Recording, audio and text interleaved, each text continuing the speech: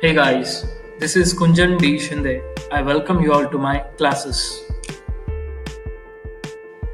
Today's topic is breadboard.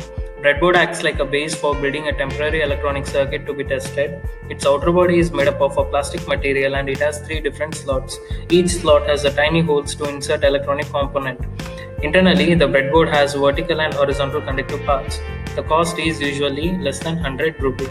Let us now look at the top view of the breadboard. The first slot is divided into two parts with horizontal interconnects. The second slot is divided into two parts with a space between them to separate the vertical interconnects. The third slot is divided as similar to the first slot.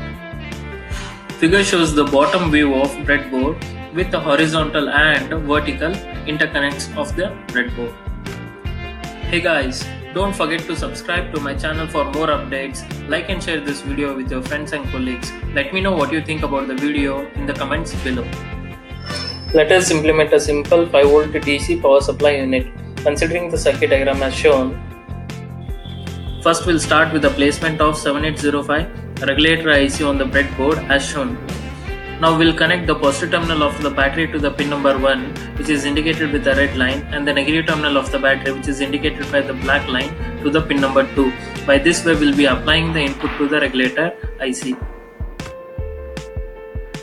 Let us now connect the positive terminal of the LED to pin number 3 of the regulator IC. The negative terminal of the LED is placed on the breadboard. From this point we'll connect a resistance and we'll ground it to pin number 2.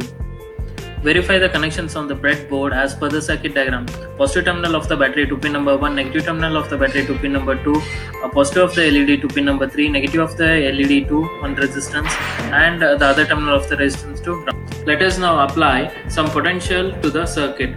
Now, as you can see that the LED is turned on. By this we can say that we are able to obtain 5V DC supply on pin number 3. In some experiments, we may use a IC which has legs on both the sides. Such a component has to be inserted in the way that is indicated here.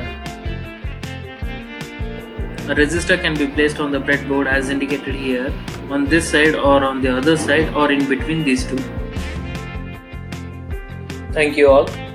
Do subscribe to my channel for more updates. Like and share this video with your friends and colleagues.